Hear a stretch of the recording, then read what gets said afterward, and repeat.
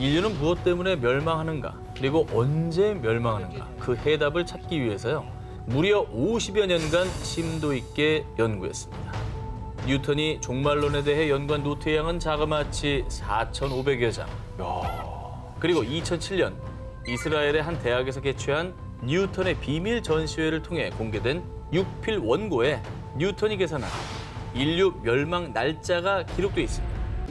2011년 5월 21일 미국의 F라디오 방송국 앞에는 100여 명의 취재진이 몰렸고 사람들이 카운트다운하며 무언가를 기다리고 있었습니다. 5, 4, 3, 2. 보통 새해가 시작될 때 카운트다운 하잖아요. 많이 하죠. 뭐 네. 이 동네 큰 행사가 있었던지 아니면 뭐 대단한 사람이 왔었던 건가요? 사람들이 라디오 방송국 앞에 모인 이유, 이 라디오 홈페이지에 게재된 하나의 글 때문인데요. 심판의 날, 선택받은 사람들은 휴거되어 하늘로 올라가고 나머지는 불의 심판을 받을 것이다 라고 적힌 8쪽짜리 예언서였습니다. 종교가 아니라 방송국이 그랬다는 게 정말 의외네. 그렇죠. 그러니까 그거 믿는 분들이 이 앞에서 모여서 카운트다운을 한 거잖아요. 이 라디오를 통해서 종말을 예언한 사람이 누구냐? 바로 이 라디오 방송국의 설립자이자 당시 미국 최고의 성경 이론가라는 명성을 가진 해롤드 캠핑이었습니다. 유명한 사람이었구나. 캠핑의 종말 예언을 믿은 사람들은 직장이나 학교를 그만두고 전 재산을 처분하기도 했습니다. 이혼, 또 자살까지 할 정도로 그를 맹신하는 사람들이 많았다고 하는데요. 하지만 그가 종말일이라고 예언한 날짜 2011년 5월 21일 모두가 알다시피 아무 일도 없었잖아요. 예언이 틀리자 그는 자신의 방송국에도 모습을 보이지 않았습니다. 그리고 나서 이틀 뒤인 23일 사실 5월 21일은 보이지 않는 심판의 날이었습니다. 앞으로 5개월 동안 지진, 또 화산 분출 등 자연재해가 일어나고 지구는 10월 21일에 멸망합니다. 이에 일부 사람들은 뭐야 이거? 예언이 맞은 적이 있긴 한 거야? 아니 지금 보니까 완전 거짓말지기 양치기 소년이랑 다를 게 없네? 라며 더 이상 캠핑을 믿을 이유가 없다는 반응을 보였고요. 그런데 2011년 종말 예언 전에도 그는 1994년 9월 6일 종말이 일어날 것이라며 틀린 예언을 했었다고 합니다. 이런 사이비 교주도 있었어요. 어떻게요? 내가 기도로 막았다고. 참신하다. 아니 이게 종말이 안 왔잖아요, 목사님. 어떻게 된 겁니까? 제가 기도로 막았습니다. 그러니까 믿는 사람들 사이에서는 더 막 우와 우리 목사님 이렇게 되겠네. 그가 또다시 밝혔던 10월 21일 종말 예언까지 틀리자 이 캠핑은요. 라디오와 웹사이트를 통해서 공개적으로 사과문을 발표하며 더 이상 종말을 예언하지 않겠다는 뜻을 밝혔습니다. 1993년 4월 19일 텍사스주 웨이코 한 무장 집단과 무려 51일째 대치 중이던 미 연방경찰 FBI와 폭발물 단속국 ATF 등 약 900명의 연방 수사기관 요원들은요. 미 육군의 최정예의 탱크를 투입해 대대적인 진압 작전을 벌였는데요. 이 정도면 진짜 무장 테러 집단 하나 점령하러 간 거 아니에요? 텍사스 한복판에서 흡사 전쟁을 방불케 하는 진압 작전이 벌어진 이유. 이 종말론을 신봉하는 사이비 종교 집단 다윗파의 교주 데이비드 코레시와 그의 추종 세력을 진압하기 위해서였습니다. 얼마나 세력이 크면 저렇게 했을까? 자, 그렇습니다. 다윗파의 교주 코레시는 스스로를 인류의 마지막 선지자이자 재림 예수라 칭하며 신도들을 모았고요. 급기야 80년대부터는 100여 명의 신도들과 웨이코에서 집단 생활을 시작. 뿐만 아니라 신은 내게 하나님을 위한 군대를 구성하고 마지막 날을 준비하라고 알려주셨습니다. 자, 교주 코레시는 종말을 앞두고 전쟁이 벌어진다며 수류탄, 권총, 기관총, 자동화기 등 불법으로 총기를 거래하고 신도들을 무장시켜 군대까지 조성했습니다. 한편 미 연방 수사기관들은 수년간 교주 코레시와 다윗파에 대한 수사를 진행해왔고요. 결국 1993년 2월 28일 다윗파가 더 큰 사회혼란을 야기할 것을 우려해 불법 무기 소지 혐의로 체포작전에 돌입했습니다. 그런데 무장한 교주 코레시와 추종 세력들은 격렬하게 저항하며 총격전까지 벌어졌는데요. 자, 이 과정에서 4명의 요원과 다윗파 신도가 숨졌고요. 무려 51일 동안이나 무장 대치하는 사태가 발생했습니다. 미 정부는 결국 수백 명의 병력을 투입해 강경 진압을 결정했습니다. 이 과정에서 어린아이와 임신부를 포함한 76명의 신도들이 사망하는 비극이 벌어졌고요. 이 사태의 주범인 교주 코레시 역시 현장에서 숨진 채 발견됐습니다. 우간다, 캐나다, 스위스 사례를 봤습니다만 오지도 않을 종말을 주장하는 교주 때문에 애꿎은 목숨이 이렇게 희생이 된 거잖아요. 난 그게 너무 화가 나는 것 같아요. 네, 종말론으로 일어난 이 비극은 미 전역에 생중계됐고요. 사건 후 한 언론에서는 논평을 통해 태양은 검게 변하지 않았고 달도 붉게 변하지 않았습니다. 그러나 그들의 세상은 그들의 예언자가 약속한 대로 끝났습니다. 라며 씁쓸한 반응을 보이기도 했습니다. 2017년 2월 1일 오늘 저녁 서쪽 하늘을 바라보면 달과 화성, 금성이 일렬로 늘어서는 우주쇼를 감상하실 수 있습니다. 그런데 말입니다. 오늘 밤이 인류의 마지막 밤인가? 특별한 천체 현상을 앞두고 지구 곳곳에서 지구 종말에 대한 걱정과 우려의 목소리가 커졌습니다. 근데 저렇게 된다고 왜 종말이 와요? 난 그게 이해가 안 가는 거야. 예전에 과거 없을 때 점성술 시대는 아니잖아요.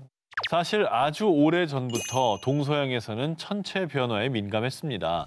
고대 중국에서는 태양이 달에 가려지는 개기일식이 불길함이나 재앙, 파괴를 상징하고요. 또 인도에서는 일식이 일어나는 날 라후라는 악마가 나타난다며 두려워했고요. 옛날이잖아. 여호와의 크고 두려운 날이 이르기 전에 해가 어두워지고 달이 핏빛같이 변하려니와 일부 종말론 성경학자들은요, 성경의 이 문장을 콕 짚으며 크고 두려운 날, 즉 지구 종말의 때가 천체 변화와 직접 관련돼 있다고 주장했고요.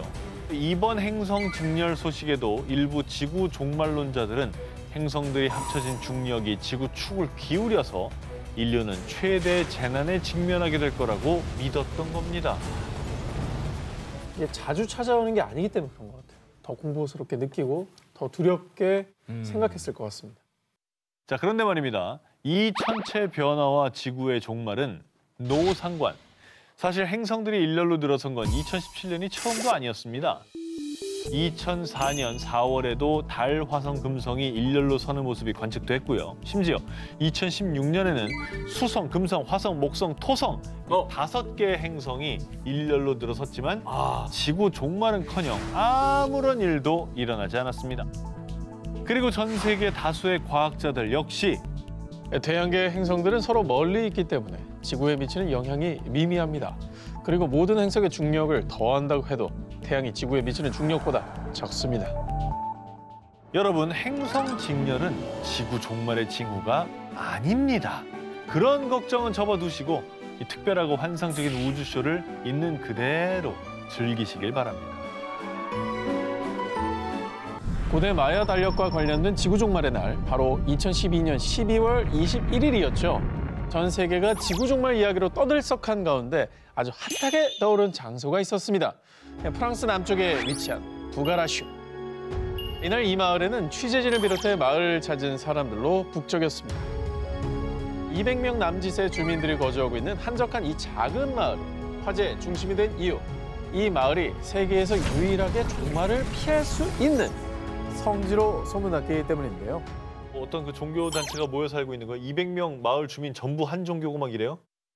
이곳이 종말의 안전지대로 소문난 이유, 종교 집단의 유토피아? 아니고요. 바로 이것 때문이었습니다. 이 마을에 있는 산에 UFO 착륙기지가 있대요.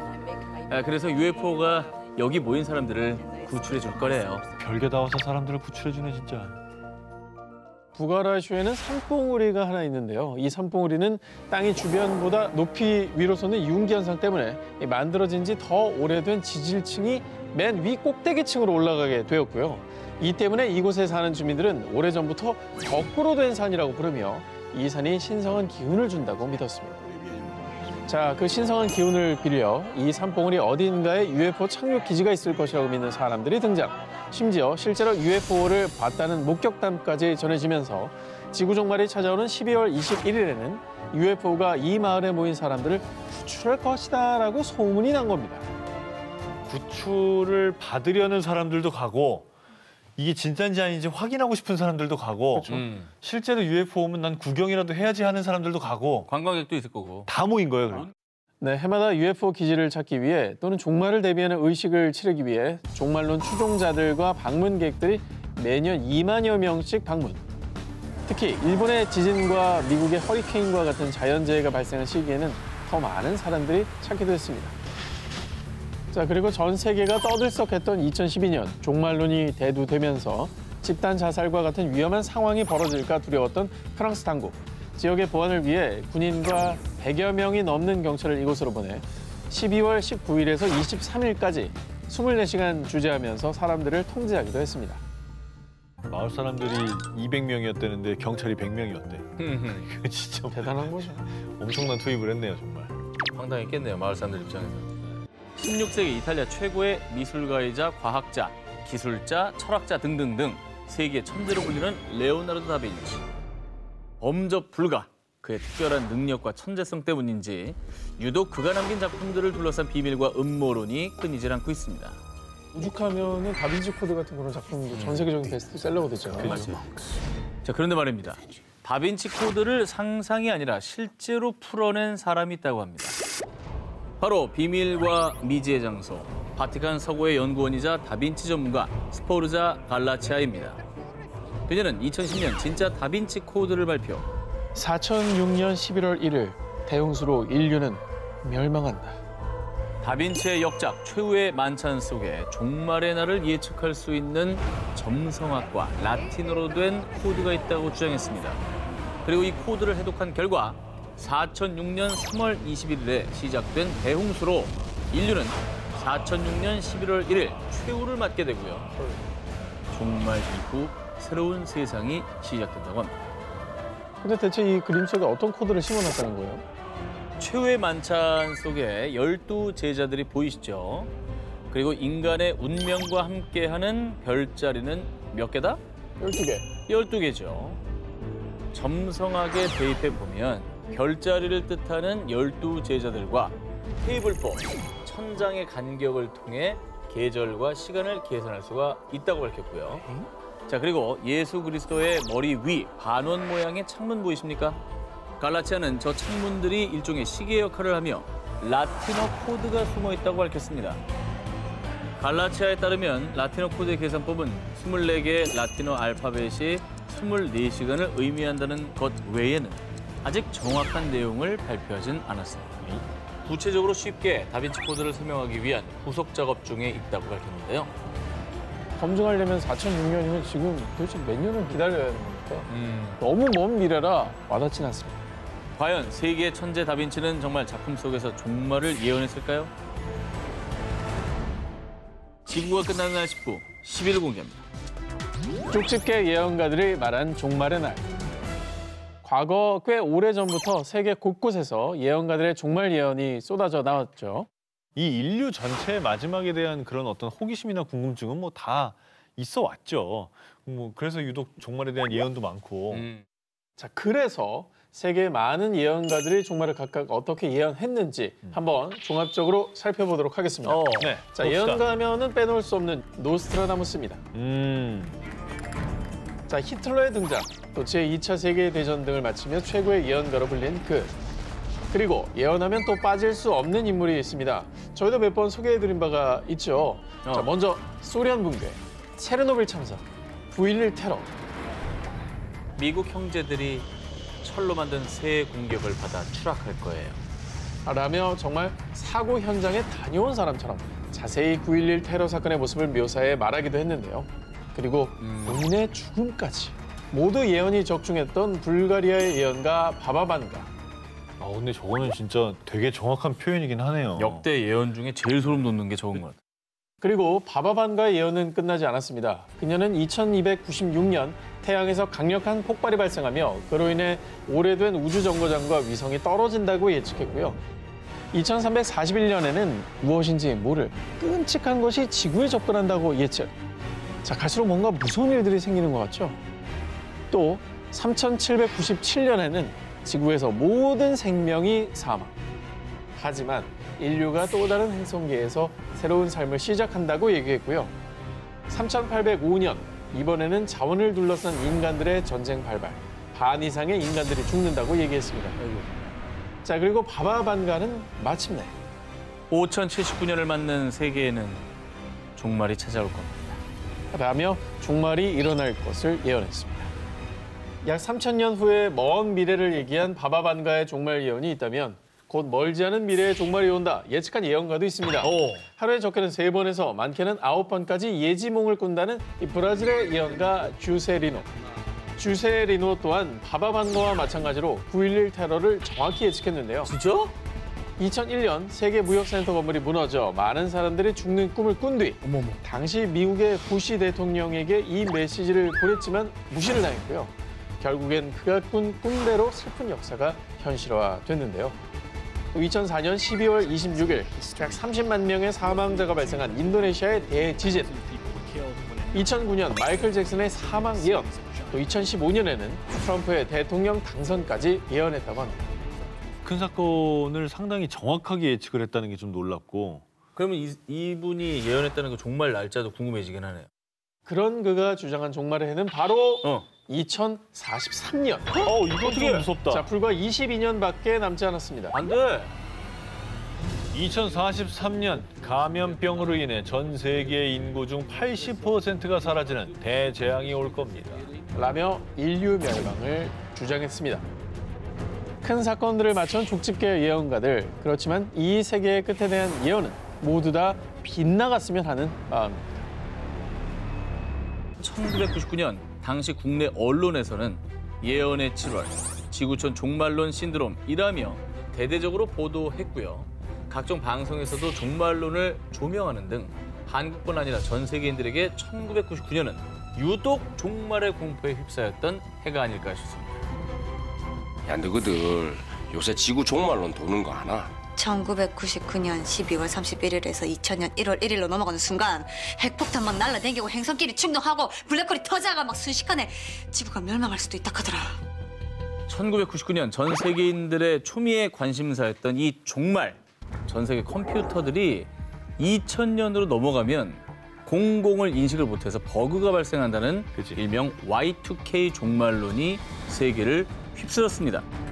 이 Y2K 버그로 전 세계 통신망이 무너지고 정전과 원자력 발전소의 폭발, 금융 시스템 마비, 심지어 핵미사일 오발로 인한 전쟁 발발 등 세계 각지에서 혼란이 벌어져 종말에 이른다고 믿었었죠. 근데 자, 아무리 세기말이라고 해도 왜 그렇게 1999년에 네. 유독 그렇게 종말론이 성행했을까요? 1999년 당시 전 세계인들을 두렵게 한 종말론에 더욱 불을 붙인 주범이 있었습니다. 1999년 7번째 달 하늘에서 공포의 대왕이 내려오리라. 노스트라다무스의 예언서 구절을 해석해보면 일부 사람들은 1999년에 대재앙이 일어나 지구가 종말에 이른다고 추측을 했습니다. 특히 노스트라다무스의 예언을 연구한 사람들은요. 20세기 마지막 개기일식이 일어나는 1999년 8월 11일의 주목. 이 날을 노스트라다무스가 예언한 종말의 날로 추측했습니다. 당시 노스트라다무스의 예언과 맞물려 개기일식 종말론이 성행하자 한 천문학자는 8월 11일은 물론 앞으로 10년 안에도 종말은 없습니다. 라는 말까지 남겼습니다. 3, 2, 1, Happy 2000! 세계를 놀라게 한 많은 예언가들 가운데 요즘 전 세계에서 가장 핫한 예언가를 소개해드립니다. 아, 예언가도 핫한 사람이 있습니다. 그럼요. 바로 인도에 살고 있는 15살 아비냐 아난드입니다. 뭔가 홀리해 보인다. 되게 처음 봐요. 15살이면 엄청 어린 나이인데 그렇죠. 뭐 어떤 예언들을 했어요? 이 소년이 요즘 가장 핫한 예언가로 떠오른 이유. 2019년 8월 22일 아비냐 아난드가 앞으로 전 세계에 일어날 일들에 대해 예언을 한 영상을 너튜브에 올리면서 시작됐습니다. 전 세계가 2019년 11월 이후 큰 재난을 겪게 될 것입니다. 어머나, 코로나! 지금 겪고 있잖아, 우리. 겪고 있죠. 시기가 거의 비슷한데? 그지? 그렇습니다. 아비냐 아난드는 놀라운 예지력으로 코로나19 발생 시기를 예측, 그리고 가장 큰 피해를 입을 나라로 정확히 중국을 지목했고요. 심지어 6개월 동안 전 세계로 확산돼 2020년 3월과 4월에 그 위기가 정점에 달할 것이라고 얘기했고요. 요거 소름이네. 그리고 이 예언이 실제로 적중하자 아비니 아난드는 한순간에 폭발적인 유명세를 타게 됐습니다. 그러니까 발생 시기, 규모, 발생 나라까지 어쨌든 다 맞힌 거잖아요. 그렇죠. 아니, 근데 어떤 방법으로 그걸 아는 거죠? 방법이 있습니다. 어떻게요? 아비니 아난드가 미래를 예측하는 방법. 토성, 목성, 화성 등 행성들의 궤적을 보고 지구에서 발생할 일을 예측하고 해석하는 점성술을 통해서 예언을 하는 겁니다. 전 세계 사람들이 이 소년의 다음 행적을 주목하고 있는 가운데 2020년 4월 아비니 아난드는 다시 한번 사람들에게 경고를 전해왔습니다. 2020년 12월 또 다른 재난이 밀려올 것입니다. 그리고 이것은 1차보다 훨씬 강력할 것입니다. 뭐 변이 바이러스? 12년? 변이. 코로나 변이. 그렇죠. 맞아. 어머. 2020년 12월 20일에 목성과 토성이 나란히 서게 된다는 점을 근거로 훨씬 강하고 큰 규모의 2차 팬데믹이 밀려올 것이라고 예언. 그리고 실제로 2020년 12월 전파력이 50에서 70%가 더 높은 코로나19 변이 바이러스가 영국에서 발견.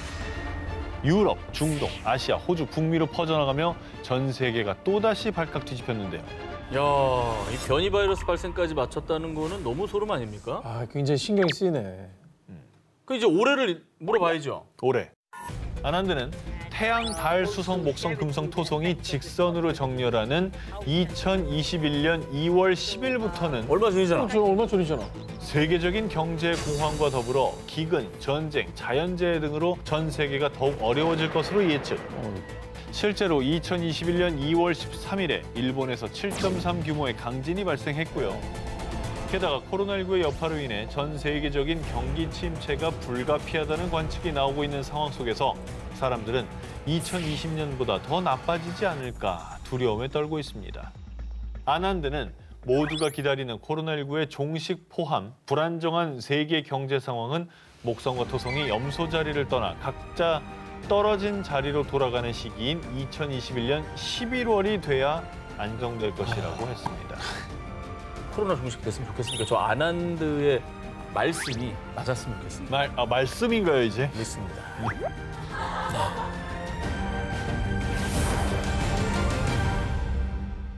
2007년 과테말라에서는 주택 20여 채가 무려 100m 아래 지하로 꺼지면서 순식간에 흔적도 없이 사라지는 사건이 발생했고요. 그로부터 3년 뒤 4채 건물이 깊이 60m 지하로 함몰. 이스라엘 사해 주변에서는 1980년대부터 지금까지 약 3,000번의 땅 꺼짐 현상이 발생. 현재도 기하급수적으로 늘고 있다고 합니다. 너무 그 구멍 내서 쑥 빠졌네. 구멍이 너무 크죠. 골목 사거리 같은 데예요? 맞습니다. 지난해 중국에서는요, 버스가 순식간에 땅으로 곤두박질 치는 사고가 발생했는데요. 전 세계 곳곳에서 발생하는 끔찍한 참사의 원인, 바로 싱크홀입니다. 싱크홀 진짜 무서운 것 같아요. 그러니까요. 합성이 아닙니다. 근데 이게 이제 남의 나라 얘기가 아닌 게 언제부턴가 우리나라에서도 이런 뉴스 나왔잖아요. 네, 서울 석천동의 도로에서 집안이 꺼지는 이른바 싱크홀 사고가 났습니다. 석천호수 근처인데요. 최근 2달 동안 이 지역에서 비슷한 사고가 4차례나 발생해 그 원인에 관심이 모아지고 있습니다. 너무나 갑작스러운 21세기 대재앙, 싱크홀이 발생할 때면 일부 사람들 사이에서는 지구 종말이 다가온 거야 라는 유언비어가 퍼지기도 했는데요. 자연적으로 생기는 싱크홀은 물에 잘 녹는 석회암 지대에서 주로 발생. 지하수가 석회암을 녹이면서 위로 볼록하게 공간을 만들게 되고요.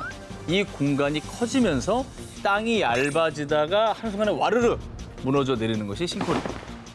하지만 최근 세계 각국에서 발생하는 싱크홀은 폭풍으로 인해 집안이 휩쓸리거나 지하수를 갑자기 너무 많이 끌어다 쓰다가 지하수의 수위가 낮아지면서 생긴 빈 공간이 압력을 이기지 못하고 꺼지면서 발생하고 있습니다.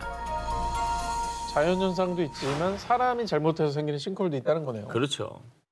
인재에 의한 게 있다면 이거는 진짜 좀 미리미리 예방을 해야 되는 거 아니에요?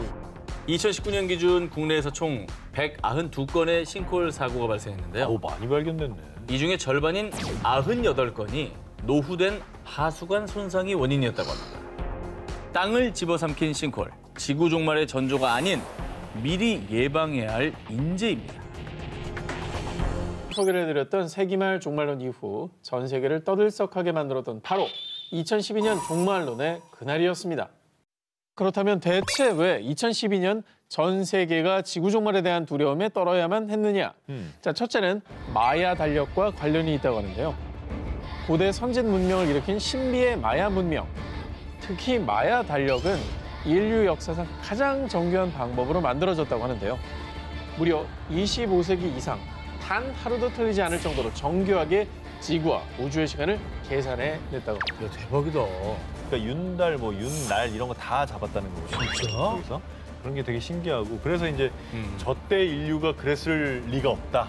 그러니 마야인들은 외계인이었을 것이다. 뭐 이런 얘기들이 있는 거죠. 자, 그런데 이 마야 달력이 2012년 12월 21일로 그대로 끝나버린 겁니다. 뭐야? 이에 종말론자들은 이날이 지나면 인류의 시간이 존재하지 않는 무의 세계가 펼쳐지지 않을까 추측했던 거죠. 야, 대박이다. 자, 그런데 이게 다가 아닙니다. 중국의 고대 서적 주역을 바탕으로 만들어진 그래프 타임 웨이브 제로는요.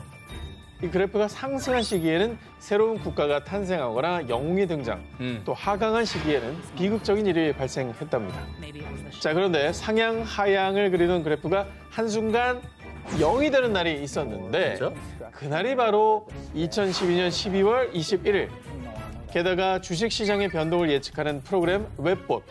그동안 웹봇은 9.11 테러, 콜롬비아 우주왕복선 참사, 인도양 지진해일 사태 등 주식시장에 막대한 영향을 끼친 사건들을 정확히 예측해 왔는데요. 그런데 이 웹봇이 2012년 12월 이후로는 분석을 거부했던 겁니다. 오. 마야 달력하고 지금 이 고대 되게- 주역하고 겹치는 거 아니야? 그렇습니다. 자, 그리고 마치 지구 종말의 전조 현상이라도 되는 듯 2012년 1월에는 노르웨이에서 이 수만 마리의 물고기가 떼죽음을 당했고요. 심지어 12월 21일 호주 퍼스의 상공엔 강력한 빛이 이렇게 특이한 모습으로 발견되기도 했습니다. 좀 이상하긴 하다. 저런 떼 죽음 본 적이 없는데? 저는 저 빗무리도 엄청 이상한데요. 그러니까. 이런 다양한 지구 종말설이 퍼지면서 전 세계 사람들이 공포와 두려움을 느꼈고요. 실제로 종말을 대비해 생존 물품을 구비, 심지어 극강의 공포를 이겨내지 못하고 극단적 선택을 시도한 사람들도 있었다고 합니다. 2012년 종말론으로 불안감에 사로잡힌 사람들이 많아지자 12월 11일 이곳에서는요. 사람들의 두려움과 사회 혼돈을 잠재우기 위해 2012년 종말론은 허구라는 내용의 동영상을 발표했습니다.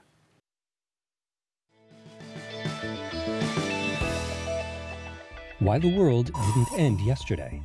Presented by Science at NASA. December 22nd, 2012. If you're watching this video, it means one thing.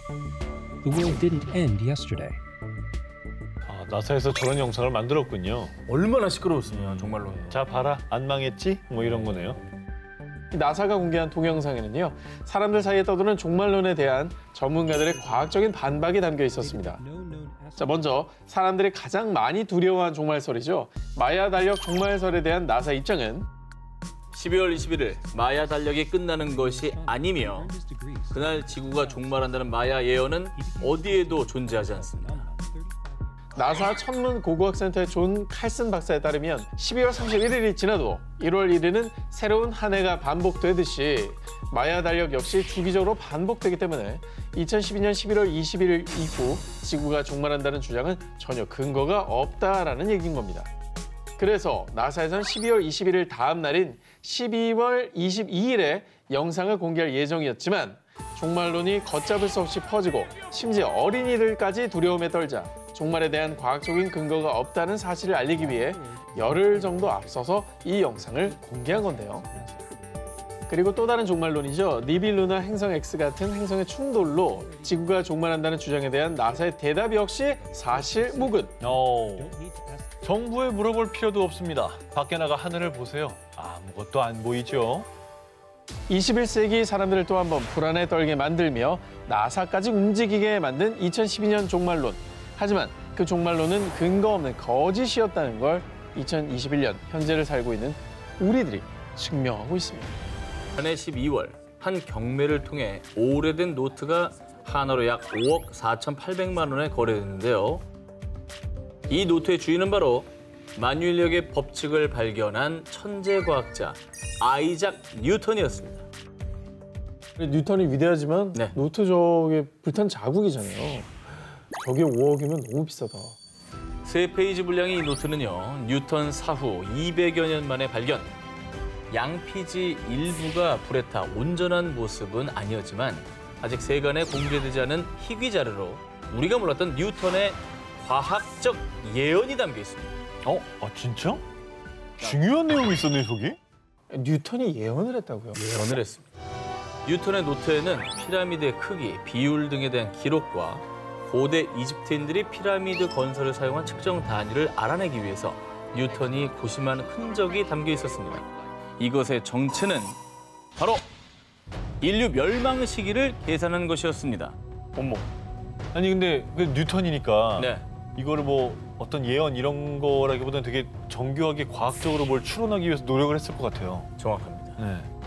뉴턴은 인류는 무엇 때문에 멸망하는가, 그리고 언제 멸망하는가 그 해답을 찾기 위해서요. 무려 50여 년간 심도 있게 연구했습니다. 뉴턴이 종말론에 대해 연구한 노트의 양은 자그마치 4,500여 장. 그리고 2007년 이스라엘의 한 대학에서 개최한 뉴턴의 비밀 전시회를 통해 공개된 6필 원고에 뉴턴이 계산한 인류 멸망 날짜가 기록돼 있습니다. 아니 되게 열정을 갖고 연구를 하셨다는 생각이 드는데. 50년. 네. 현기증 납니다. 그래서- 그게 언제라는 건가요? 네. 뉴턴의 결론은 뭐예요? 네. 너무 난로들 드시려고 하네요. 아이작 뉴턴 뭐라고 하셨습니까? 자, 뉴턴이 일평생을 바쳐 치열한 연구 끝에 계산한 지구 최후의 날. 지난 거 아니야? 얼마 남지 않았습니다. 어? 2060년입니다. 저기 써있네 노트에. 2060 빨간 줄 쳐놨네. 쓰여 있죠? 입증이 되려면 근거가 필요하잖아요. 네네. 그러니까 어떤 근거로 2060년에 지구가 종말한다 이런 예언을 한 거예요. 자, 사실 뉴턴은 과학자이자 독실한 기독교인입니다. 최후의 심판에 대한 점성술사의 예측이 들릴 때마다 성스러운 예언이 불신받는 것을 더 이상 볼 수 없구만. 성경의 권위를 지키기 위해 종말을 예언한 구약성서의 다니엘서와 신약성서의 요한계시록을 연구.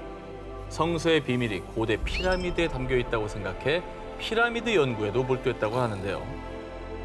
요한계시록에 대한 얘기는 참 다양하고 되게 많고 거기서 날짜를 뽑아내는 사람들도 많고 해석도 정말 다양한데 뉴턴은 어떤 시기로 시기를 뽑아낸 거예요? 굉장히 초조해 보여요. 난 굉장히 궁금해. 아까랑 다르네요. 왜냐면 2060년이 곧 오거든. 얼마 안 남았거든.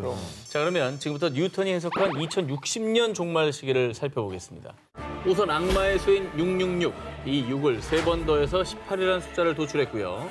이 18에 성서에 등장하는 10가지 재앙의 10을 곱합니다. 그리고 나서 이제 성서에서 완전함을 상징하는 수인 7을 곱하면 그래? 1260이 나옵니다. 그렇죠. 나왔습니까? 맞습니다. 자, 뉴턴은 이 1260을 종말을 예측하는 비밀의 수로 여긴 것입니다. 근데 이게 1260년 후라면 네네. 기준이 언젠데요, 기준이? 자, 뉴턴이 계산한 기점은 카롤루스 대제가 서로마 황제 등극, 서로마 제국이 부활한 서기 800년으로요. 뉴턴은 서기 800년부터 1260년 후, 그래서 나온 연도가 바로 2060년이었던 것이죠. 그런데 좀 이거는 약간 네. 좀 그래요. 좀 그래요? 네. 근데 생각해보면 참. 아마 만유인력을 개발했을 당시에 사람들도 지금 우리 같은 반응을 해요. 당연하지. 야 그게 뭐냐? 야 사과가 뭐 지구가 사과를 왜 땡기냐? 뭐 이랬을 거예요. 당연하지. 뭘 어떻게 손이 있어, 발이 있어. 뭘로 땡겨? 그렇게 생각하면 이런 발언을 하는 게 무식한 거일 수도 있을 것 같다는 생각이 들고. 이 모든 게 다 뉴턴이기 때문에 우리가 이렇게 꼽씹어 보는 거 아니겠습니까? 답답하네요, 정말. 근대 과학의 선구자 뉴턴이 예언한 2060년 종말론. 과연 그날 우리가 사는 이 세계에 무슨 일이 벌어질까요? 소행성이 충돌해 전 세계가 화염에 휩싸였을 때, 태양의 수명이 다해 지구에 급격한 빙하기가 찾아왔을 때, 혹은 핵전쟁 발발로 지구 전역에 방사능이 퍼졌을 때, 정말 상상만으로도 끔찍한 지구 종말 가상 시나리오인데요. 그런데 말입니다. 이런 지구 종말의 순간이 찾아왔을 때 당당히 살아남을 최후의 생명체가 있습니다. 정답! 바이러스. 오기 전은? 완보동물이라고 달에서도 살아남는 그런 동물이 있어요. 현미경으로만 보입니다. 둘 중에 한 명은 정답이 있습니다. 그렇지. 알았습니다. 시국을 생각해봐요. 답답한 사람 같아. 지구 최강의 생존력을 가진 이 생명체는 몸 길이 0.05에서 1.5mm의 완보동물. 바로 박수로. 곰벌레입니다. 아 진짜? 숙여. 나 처음 들었어. 곰벌레. 뭐야, 이게? 저렇게 생겼어요. 아니 크게 보면 아니, 저렇게 현미경은 아이씨. 외계 생명체 같이 생기지 않았습니까? 곰벌레가 어떠한 극한 오브 극한에서도 살아남느냐? 기후학자들에 따르면 지구의 평균 기온이 약 2도에서 5도 떨어지면 빙하기로 간주한다고 하는데요. 그런데 빙하기가 찾아와서 상상도 할 수 없는 기온, 무려 영하 272도까지 떨어져도 곰벌레는 no problem. 진짜? 자, 그럼 반대로 뜨거운 맛을 한번 보여주겠습니다. 소행성 충돌로 지구가 섭씨 150도의 불바다가 됐다. 그러나 생존이 가능하다고 합니다. 이번엔 아예 지구도 아닌 우주로 날려버리겠습니다. 실제로 2007년 9월 유럽 우주국에서는 곰벌레 끔질긴 생명력을 실험하기 위해서요. 무인 우주선에 곰벌레 3,000마리를 태워서 우주로 보냅니다. 12일간 진공 상태에 방치된 곰벌레, 특히 인간 치사량의 수백 배에 달하는 방사선에 노출되고 말았는데요. 그러나 대다수의 곰벌레가 생존, 심지어 생식 능력마저도 정상이었다고 합니다. 야, 이 정도면 진짜 갑이지 뭐. 자, 그럼 대체 이게 어떻게 가능한 거냐? 먼저 곰벌레는 극한의 상황이 되면 스스로 신진대사 활동을 0.05%까지 줄여서 휴면 상태에 돌입하는데요. 연구진들의 추측에 따르면 곰벌레는 수천 년간 휴면 활동을 지속할 수 있다고 합니다. 사실상 불사조네. 일본의 한 대학교 연구팀은 곰벌레 몸에 D섭이라는 단백질이 유독 많다는 사실을 발견하기도 했는데요. D섭? 이 D섭 단백질이 곰벌레를 유해한 방사선으로부터 보호하고 또 유전자 손상을 막고 있다고 전했습니다. 현재 미국의 한 연구팀은 곰벌레의 이 D섭 핵심 단백질을 인간의 세포와 결합하는 방법을 연구 중이라고 전했는데요. 어쩌면 우주 최강 생명체 곰벌레에 대한 연구가 지구 종말을 대비하는 우리 인류의 답이 될 수 있지 않을까요? 야. 여러분, 지금이 어떤 시대입니까? 오상진이 오늘 날씨 알려주어. 이젠 로봇이 커피도 만들고 치킨도 튀기고 서빙까지 하는 시대가 열렸습니다. 원택트가 대세가 되면서 저는 로봇 시스템 많이 생긴 것 같아요. 맞아요. 네. 그리고 AI 시대에 발맞춰 지난 1월 홍콩의 인공지능 로봇 제조사인 H사에서는요. 소피아는 사람처럼 사고하는 로봇입니다. 우리에게 좋은 친구가 돼줄 겁니다. 올해 말까지 지능형 휴머노이드 로봇 소피아를 수천 대 생산할 것이라고 밝혔는데요. 이 AI 소피아로 말씀드릴 것 같으면요. 인간의 표정을 감지해 62가지의 표정으로 감정을 표현할 수 있고요. 무엇보다 진짜 사람처럼 사고할 수 있어서요. 개인의 건강 체크, 스케줄 관리뿐만 아니라 인간의 외로움을 달래줄 친구로도 기대를 모으고 있습니다. I have a superpower. I can code. 근데 이게 놀라운 거는 이 생각과 감정을 읽는다는 거. 이 표정으로 그걸 드러내준다는 거. 그 이게 이제 우리가 보면 소름 끼치는 점이지. 62가지 감정이면 저보다 감정이 많아요. 진짜로. 지금 몇 가지 감정이 있죠? 2개 있죠. 녹화 끝나고 기쁨, 녹화 들을 때 화남. 딱 2가지밖에 없어요. 그런데 말입니다. 소피아의 대량 생산이 발표되자 소피아면 그때 그 로봇 아니야? 그래. 정말 터미네이터가 현실이 되는 거 아님? 소피아에 대한 사람들의 불안한 반응이 이어졌는데요. 그 이유. To destroy humans? Please say no. Okay, I will destroy humans. Don't destroy humans. 오. 저 약간 유머인가? 근데 저 말을 보고 나면 저 표정이 너무 무섭지 너무 않아요? 웃으면서 해요, I 저걸. will destroy 아무렇지도 않고. humans. 아니 터미네이터가 현실이 되는 것 같아 너무 무서워요. 저 역대 어떤 공포 영화보다 터미네이터 2가 제일 무서웠거든요. 그런데 AI 소피아 인터뷰가 더 무서운 건요. 2015년 이미 러시아에서는 군사 무인 로봇 기갑 차량 플랫폼 M을 개발. 또 미국에서는 인공지능과 드론이 결합된 무인기를 이용한 테러 용의자 공격이 일상화됐고요. 현재 여전히 미국, 러시아를 비롯한 다른 나라에서도 경쟁적으로 인공지능 무기를 개발 중이라는 겁니다. 무기가 저렇게 되면 진짜 무서운 거야. 그래, 이게 살상용 로봇이 정말 무서운 게 해킹을 하고 또 갑자기 오류가 난다고. 이러면 어떤 일이 벌어질지 모르잖아요. 무서운 거죠. 이게 무서운 거죠. 세상의 생명체가 살아갈 수 있는 근본적인 에너지, 바로 태양이죠. 그럼요. 그렇습니다. 태양이 없으면 안 돼요. 모든 에너지의 원천이죠. 그렇습니다. 태양의 빛과 열인, 복사 에너지는 지구의 기후에 큰 영향을 미치고요. 또 식물은 광합성을 하며 생존, 그리고 먹이 사슬에 의해 다른 생명체들이 영양분을 흡수해서 에너지를 얻게 되죠. 그래서 모든 생명체는 태양을 먹고 산다는 말도 있습니다. 자, 그런데 말입니다. 그런 생각을 해본 적 있습니까? 만약에 태양이 수명을 다한다면, 그래서 태양이 사라져버린다면. 아, 진짜 무섭다 이거. 끔찍하네요. 끔찍하죠. 생각만 해도 무섭네요. 뭐 대안이 없어 보이잖아요. 네. 아니 인류의 그런 빛을 공급하는 존재, 자원을 공급하는 존재가 없어져 버린다면 우리는 어떻게 돼야 되는 겁니까? 과학계에 따르면 현재 태양의 나이가 약 45억 6,720만 년이라고 합니다. 그리고 태양의 남은 수명은요, 약 78억 년이라고 합니다. 태양에 수명이 있다는 생각을 사실 안 해보잖아요. 늘 영원할 거라 생각하잖아요. 그러니까. 근데 뭐 당연히 수명이 있겠다, 그럴 수도 있지라는 생각이 좀 들어요. 일단 태양이 사라진다면 지구는 태양의 복사 에너지를 받지 못해서요, 영원한 빙하기를 맞이해 바다는 물론 대기마저 얼어붙는 끔찍한 재앙을 맞게 될 수 있습니다. 과거의 공룡도 소행성 충돌로 빙하기를 맞이하면서 모두 절멸하지 않았습니까? 그렇죠. 자, 이뿐이 아닙니다. 비구름 형성의 원인인 대류 현상 역시 태양열로부터 비롯되기 때문에 생명체 생존의 기본 조건인 물을 충족시키는 비가 더 이상은 내리지 않게 되겠죠. 그리고 당연히 광합성도 불가능하기 때문에 그 다음에는 식물뿐 아니라 모든 먹이 사슬이 붕괴, 또 광합성으로 인한 산소 분출도 이루어지지 않으므로 결국은 인류 역시 생존 불가라는 끔찍한 결론에 다다르게 됩니다. 아, 이 태양의 소중함을 이렇게 얘기하니까 더욱더 느껴지게 되네요. 그런데 요즘 뭐 워낙 과학기술이 좋으니까 뭐 어느 정도의 대안만 마련된다면 좀 얘기가 달라지느냐? 절대 그렇지 않다는 것이 또 대공포입니다. 태양이 단 1초만이라도 사라진다면, 없어진다면 지구에 큰 재앙이 닥치게 되는데요.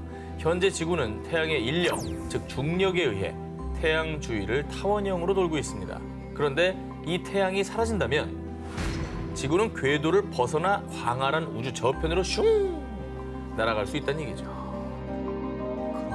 쉽게 말해 뱅글뱅글 계속 도는 사람 손을 잡아주다가 갑자기 손을 확 놔버리면 어떻게 되겠습니까? 튕겨져 나가겠죠. 우리가 진짜 또 그러네요. 인력을 생각 안 했죠. 무슨 뭐 저기 어둡고 뭐 광합성 못하고 이게 문제가 아니네. 그냥 날아가요, 일단. 어둠 속으로. 자, 그러다 날아가 버린 지구가 우주에서 표류하다가 자칫 소행성과 정면 충돌이라도 한다면요, 지구는 산산조각이 날 수도 있겠죠.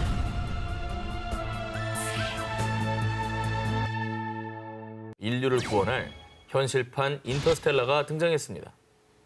현실판 인터스텔라요? 아니 그렇게 새로운 행성을 찾는 게 가능한 거예요? 2016년 4월 미국 뉴욕에서 열린 한 기자회견. 이 자리에 참석한 천재 물리학자 스티븐 호킹 박사는요, The limit that confronts us now is the great void between us and the stars. But now we can transcend it. With light beams, light sails, and the lightest spacecraft ever built, we can launch a mission to Alpha Centauri within a generation. 라며 이 프로젝트를 소개했습니다. 바로 브레이크스루 스타샷 프로젝트입니다. 미래에 인류가 지구를 떠나야 할 상황에 대비해 브레이크스루, 즉 돌파구를 찾기 위한 프로젝트인데요. 이거 진짜 놀라운 얘기인데. 그럼 이 프로젝트가 뭐 어떻게 진행이 되고 있는 거예요? 자, 브레이크스루 스타샷 프로젝트는요, 초소형 우주선, 무려 약 1000개를 쏘아 올려서 우주를 탐사하겠다는 겁니다. 그리고 우주선이 우주 궤도에 다다르면 초소형 우주선의 돛이 확 펼쳐지는데요. 바로 이때 지구에서 강력한 레이저를 쏘아서 우주선에 가속을 붙여주는 것이죠. 뭐 아무래도 이제 탐사선, 우주선이 1000개나 되니까 여기서 뭔가 성과가 나오지 않을까 기대는 돼요. 네. 워낙 이 방대한 규모의 프로젝트라서. 그렇죠. 한 개라도 찾으면 좋긴 하겠다. 그러니까. 자, 그러면 이 초소형 우주선들의 목적지가 어디냐? 태양계에서 가장 가까운 항성계 4.37 광년, 약 40조 킬로미터 떨어진 알파 센타우리인데요. 현재 우주 기술로는 알파 센타우리에 가려면 수만 년이 소요가 되지만 브레이크스루 스타샷 프로젝트의 초소형 우주선은 말이죠. 2만 년도 아닌 약 20-30년 만에 무려 수천 배 이상 빠른 속도로 알파 센타우리에 도달할 거라고 전망됩니다. 그다음 이 수천 개의 초소형 우주선들은 알파 센타우리에 있는 행성을 조사한 뒤에 이 자료를 지구로 전송해 주는 것이죠. 왜냐? 제2의 지구를 찾기 위해서죠. 제2의 지구.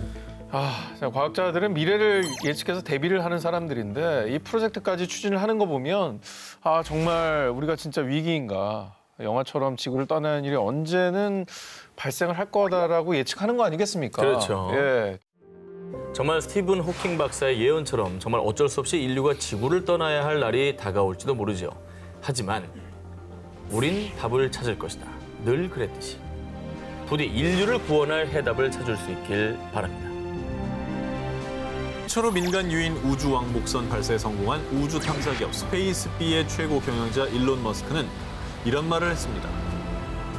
It's eventually history suggests there will be some doomsday event.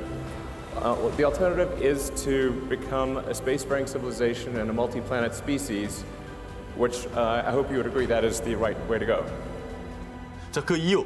과학 전문가들에 따르면 지구의 인구는 점차 증가하고 있는데 인류의 생활에 꼭 필요한 에너지 자원인 화석 연료가 불과 50년 뒤면 고갈될 거라는 겁니다. 게다가 날로 심각해지는 극심한 환경 오염 역시 지구를 위협하고 있는데요. 한 예로 인도에서는 환경 오염 때문에 연간 약 230만 명이 기대 수명보다 일찍 사망한다고 합니다. 이야, 너무 어마어마한 양이네요. 정말 그 제2의 지구는 필요하긴 한 것 같습니다. 지금부터 만들어 놓지 않으면 뭐 당장 닥치고 나서 어떻게 하겠어요? 그렇습니다. 어쨌든 대안을 우리가 찾아야 되는 거니까요. 그렇죠. 그렇습니다. 지구인들이 숨 쉴 수 있는 제2의 지구 찾기 프로젝트는 지금 이 시간에도 계속되고 있는데요. 그래서 오늘은 지구인들을 구원할 제2의 지구 후보들을 준비해봤습니다. 먼저 첫 번째 후보는요. 2016년에 발견된 프록시마 B. 이 행성을 지구인들의 이주지 후보 1순위로 꼽은 이유는 지금까지 발견된 외계 행성 중 태양과 최단거리에 위치해 있다고 합니다. 굉장한 이점인 거죠.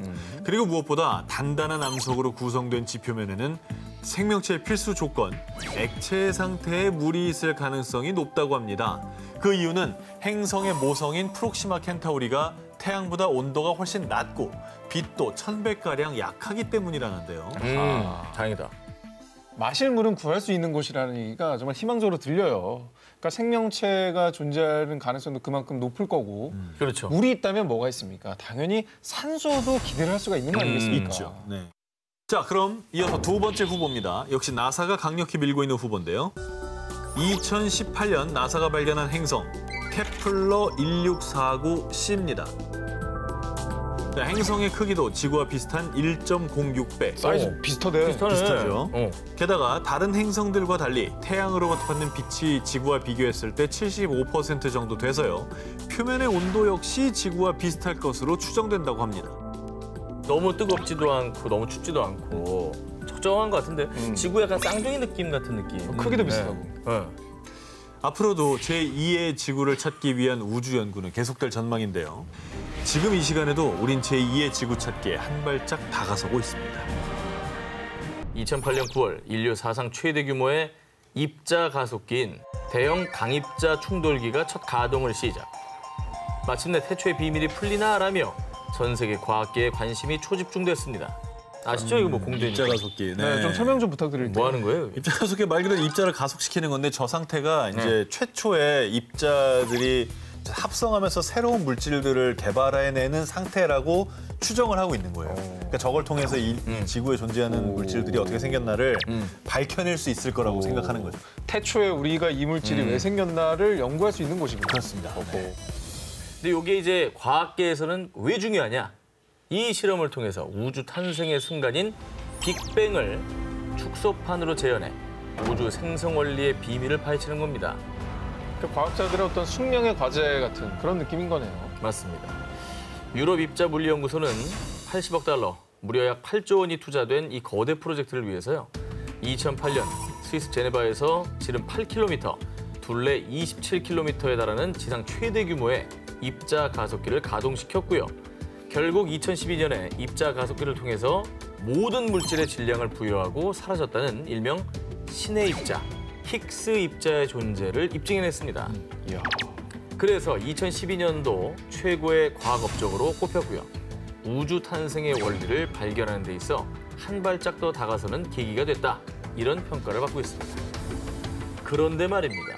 2008년 당시 이 입자 가속기의 가동을 앞두고 있을 때 일각에서는 입자 가속기는 지구의 멸망을 가져올 것이다라며 공포에 떨었습니다. 심지어 몇몇 과학자들은 입자 가속기의 가동을 막기 위한 소송까지 제기했었는데요. 자, 그 이유는요. 입자 가속기가 지구의 종말을 이야기한다. 어떻게? 블랙홀을 만들어서 말이죠. 입자 가속기 실험 도중에 충돌시킨 양성자의 질량보다 무려 14,000배나 큰 충돌 에너지가 발생하고요. 온도는 태양의 중심보다 무려 10만 배나 더 뜨거워지는데요. 바로 이때 블랙홀이 만들어질 수 있다는 것입니다. 2018년에 그 영국의 저명한 우주학자이자 전 영국 왕립 학회장인 마틴 리스경이 입자 가속기에 관한 최악의 시나리오를 공개했는데요. 만약에 입자 가속기 실험이 잘못된다면 이 지구가 지름 100m짜리 부채로 압축될 수 있습니다라고 발표했습니다. 상상이 가십니까? 100m. 아니 지구 생각하다 100m 얘기하니까 진짜 작게 느껴져요. 너무 작죠. 아니 블랙홀이라는 게 시간도 빨아들이고 빛도 빠져나갈 수 없는 곳이니까 무섭네요. 2016년 영국 옥스포드 인류미래연구소는 이것 때문에 지구가 최후의 날을 맞을 수 있습니다. 라며 지구를 위협하는 요소 중 하나로 이것을 꼽았습니다. 그 정체, 바로 태양 폭풍입니다. 아까는 태양이 없어져도 문제인데 네네. 이제 태양이 원인이 될 수 있다는 거예요? 그렇죠. 태양 표면의 특정 부분이 자기장 활동에 의해 주변보다 온도가 낮아집니다. 태양의 흑점이 생기게 됩니다. 자, 이 태양 흑점 주변에는 고에너지가 쌓이는데요. 이 에너지가 계속 응축이 되다가 어느 순간 펑! 하고 폭발하면 강력한 에너지를 우주로 분출. 이 현상을 바로 태양 폭풍이라고 합니다. 이때 위력은요.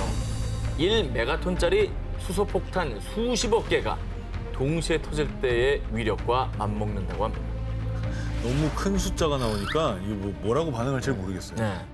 이게 또 한꺼번에 그 파괴력이 엄청난 에너지가 생기는 거잖아요. 그렇죠. 그럼 그 에너지가 다 어디로 어떻게 가는 건가요? 아, 질문 좋았습니다. 네.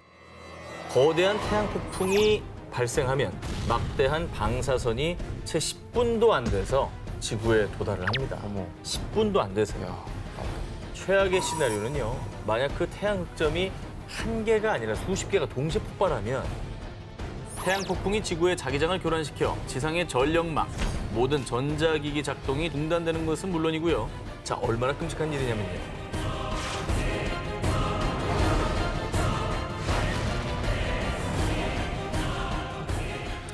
정말 단순히 불편한 게 아니라 네. 재난 상황이 발생하네요. 그래서 뭐 불안 들어오는 정도 수준이 아닙니다. 네. 자, 거기에 하늘로 쏘아 올린 나침반 GPS까지 멈췄다. GPS로 교신하는 항공기가 자칫 항로를 이탈할 수 있겠죠? 어머, 그것도 끔찍하네. 그렇죠. 그래서 만약 다른 항공기와 충돌하게 된다면 수백 명의 목숨을 앗아가는 데 이어 땅으로 추락한 항공기들에서 화염이 쓰나미처럼 몰려와 도시 전체를 집어삼킬 수도 있겠죠. 한순간에 도시가 파괴가 될 수도 있다 이거잖아요. 이건 진짜 끔찍한 상황이에요. 그렇죠. 야, 가볍게 볼 일이 아니네요. 우리와 상관없는 일이라고 생각하면 절대 안 되겠어요. 네. 와닿죠. 끔찍한 암흑의 세계를 일으키는 태양 폭풍. 대한민국에도 대파장을 몰고 올 후폭풍이 불어닥칠지 모릅니다. 세계가 파멸하는 날, 이른바 아포칼립스를 대비해 스스로를 지키기 위해 나선 사람이 있습니다. 미국 뉴햄프셔주에 사는 알렉스 메이슨. 그런데 놀랍게도 말이죠. 그의 나이는 19살입니다. 19살 메이슨은 8년 전인 11살부터 지구 종말에 대비해왔습니다. 자, 2012년 전 세계에서 일어나는 각종 재난재해 뉴스를 접하며 문득 섬뜩한 생각이 든 건데요. 요한계시록에 있는 심판의 날이 가까워진 게 틀림없어. 이후 자신과 가족을 지키기 위해 일명 지구 종말 대비 프로젝트에 돌입한 메이슨. 근데 무슨 마음인지는 알 것 같네요. 그 어린 나이에 그런 걸 접하면 덜컥 겁이 나죠. 그 거대한 자연재해나 핵전쟁 위기 뉴스 보면은 두려움이 들어요. 어른들도. 네. 근데 이게 어렸을 때는 더 크죠. 그렇죠. 자, 그럼 메이슨이 무려 8년간 준비해온 지구 종말 대비 프로젝트를 살펴보겠습니다. 자, 먼저 메이슨이 정말 한 몸처럼 언제나 어디든 메고 다니는 배낭이 있는데요. 이 배낭에는 쌀, 통조림 등 비상 식량뿐만 아니라요. 혹시 모를 부상에 대처할 수 있는 구급용품이 갖춰져 있고요. 자연재해로 집을 잃었을 때를 대비한 임시대피소, 설치 방법과 숲에서 식량을 구하는 기술을 연마, 또 실전처럼 정기적으로 숲에서 밤을 보내면서 생존 기술을 높이기 위한 훈련까지 하는 노력을 기울이고 있다고 합니다. 메이슨 외에도 전 세계 수많은 사람들이 지구 종말을 대비하고 있는데요. 자, 이렇게 지구 종말을 대비하는 사람들을 일명 프레퍼족이라고 부르는데요. 실제로 인별그램에 프레퍼를 검색하면 무려 40만 개 이상의 피드가 올라와 있을 정도라고 합니다. 자, 프레퍼족들은 서로 너튜브, SNS를 통해 정보를 수집하고 공유하고 있다고 하네요. 이렇게 혹시나 모를 재난이나 지구 종말에 대비하고 있는 사람들이 실제로 있다는 것도 놀라운데 많았다는 게 더 놀랍네요. 우리보다 더 현실로 느끼고 있나 봐요. 그렇습니다. 이번에는 재앙으로부터 수십, 수백, 아니 수천 명을 구원할 세상에서 가장 안전한 곳, 일명 현대판 노아의 방주로 불리는 벙커를 여러분께 소개해드리겠습니다. 자, 바로 미국의 비보피 엑스포인트. 그 어떤 재난, 재앙에도 끄떡없이 무려 약 5천 명을 구원할 수 있는 세계 최대 규모의 벙커 마을입니다. 벙커 마을이요? 5천 명을 수용한다고요? 미국 사우스 다코타주에 위치한 비보피 엑스포인트는요, 무려 575개 벙커로 이루어져 있는데요. 1967년까지 미 육군의 폭발물, 탄약 등을 저장하던 군용 창고를 2016년 세계적인 벙커 제작 업체에서 매입, 이후 최대 5천 명을 수용할 수 있는 세계 최대 규모의 벙커 마을로 개조를 한 겁니다. 폭발물을 보관하던 군용 창고면 뭐 안전성 면에서 믿음이 가네요. 네, 그거 터지면 절대 안 되는군요. 떨어지더라도 안전한 거죠. 575개 각 벙커는 물, 가스 등의 투과를 막기 위해 콘크리트와 강철로 구성이 되어 있어서요. 핵폭발, 생화학 무기, 강력한 지진에도 끄떡없다고 하고요. 와. 또 넘사벽 스펙이 또 있는데 예를 들면 폭탄 100톤이 터지면 500m 의 콘크리트 건물 절반이 초토화된다고 하는데, 근데 이 위력의 2배 이상을 버틸 수 있다고 합니다. 그리고 이 벙커에는 5천 명의 사람들이 무려 1년간 문 밖으로 나오지 않고도 생존 가능하도록 식량뿐 아니라 의료시설 등 생활 요건이 갖춰져 있다고 합니다. 뭐 이 정도면 세상에서 가장 안전하면서도 안락한 곳이라고 표현해도 되겠죠. 이것을 기반으로 한 스피커, 청소기, 세탁기 등 가전은 물론 자동차에도 탑재되어 있는 이것, 바로 AI, 인공지능인데요. 요새 진짜 AI 없는 제품이 없어졌어요. 맞아요. 그런데 말입니다. 과연 AI 시대가 오는 게 우리에게 좋은 일이기만 할까요? 만약 누군가 인류를 위협할 수 있는 큰 그림을 그리고 있다면? 이거 공포스럽긴 해요. 인공지능은 우리 통제를 벗어날 수가 있잖아요. 그렇습니다. 천재 물리학자 스티븐 호킹은 인공지능을 두고 인공지능 기술의 발전은 인류의 종말을 초래할 수 있다라며 우려를 표한 바 있죠. 우주 탐사 기업 스페이스비의 최고 경영자 일론 머스크 역시 인공지능 개발은 악마를 소환하는 것이라는 섬뜩한 경고를 날리기도 했는데요. 그 이유는 인공지능이 인간을 공격할 수도 있기 때문입니다.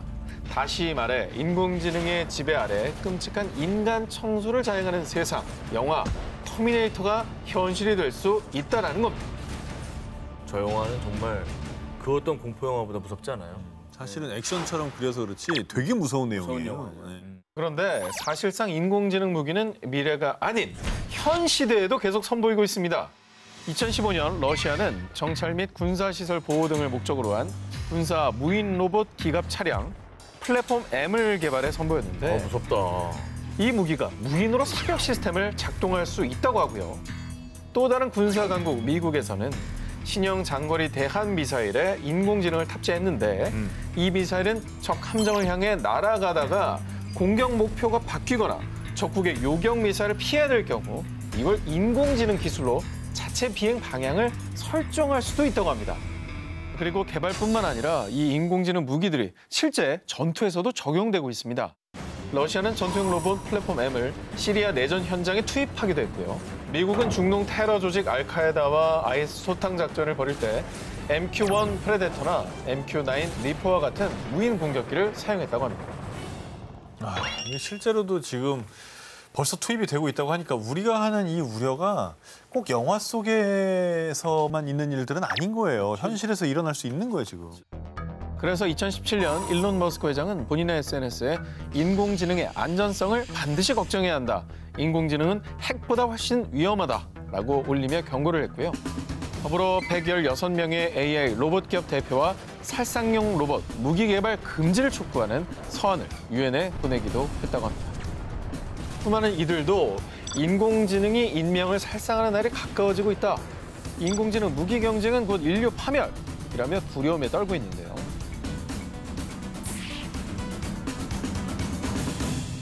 자연을 탐사하는 유명 과학 전문 채널에서요. 2010년 한 다큐멘터리가 방송되면서 전 세계에 충격과 큰 파장을 일으켰습니다. 누구죠? 만약 이것이 멈춘다면 세계 각지에서는 홍수와 지진이 일어나고 1년 내내 봄, 가을 없이 영상 50도가 넘는 여름 혹은 영하 50도 이하에 달하는 겨울이 계속되는데요. 정말 상상하지 못한 끔찍한 재앙이 일어난다는데요. 대체 그게 뭐냐? 바로 지구가 멈췄을 때입니다. 우리 지구는 23.5도로 기울어진 자전축을 중심으로 하루에 한 번 시계 반대 방향으로 회전하는 자전운동을 하고 있습니다. 그래서 이 신비로운 자연의 섭리 때문에 태양의 열을 받는 위치와 면적이 달라지고 선선하거나 덥거나 춥거나 하는 계절이 생기는 건데요. 그런데요, 만약 지구의 자전 속도가 서서히 느려지다가 결국 멈춰버린다면 과연 어떻게 될까요? 먼저 지구 전체의 지형이 급격하게 변하게 됩니다. 지구의 자전력이 바다를 적도 부근에 고정시키는 역할을 하는데요. 만약 이 지구가 자전을 서서히 멈추게 되면 적도 지역의 바닷물들을 잡아두는 원심력이 약해지고 그렇게 되면 극지방으로 바닷물이 몰리게 되겠죠. 영국과 유럽 대륙 사이에 바닷물이 쭉 빠져 이어져 버리게 되는 겁니다. 싹 잠기게 되는 거죠. 그러면 완전 지구온난화가 급격히 빨라지겠네. 거기서 시간이 더 지나게 되면 북극 지방에 몰렸던 바닷물들은 넘치고 다시 불어나면서 해수면이 상승하는데요. 그러면 영국, 프랑스, 일본, 우리나라까지도 수많은 나라들이 이제 바닷물에 잠기며 초토화되어 버리는 거죠. 아, 바닷물에 잠긴다는 생각을 한 번도 해본 적이 없는데. 그렇죠. 바닷물에 엄청난 양이 움직이는 속도가 있으니까 쓰나미 저리 가라네요. 끔찍한 멸망 시나리오는 여기서 끝이 아닙니다. 지구의 자전을 따라 일정하게 회전했던 핵, 멘틀, 지각들이 각각 다른 속도로 회전하면서 이게 마찰을 일으키게 되면 그 과정에서 지각의 균열이 일어나 세계 각지에서 지진과 화산이 폭발하고 홍수가 발생하는 등 전 세계 곳곳에서 재난이 벌어지게 되는 거죠.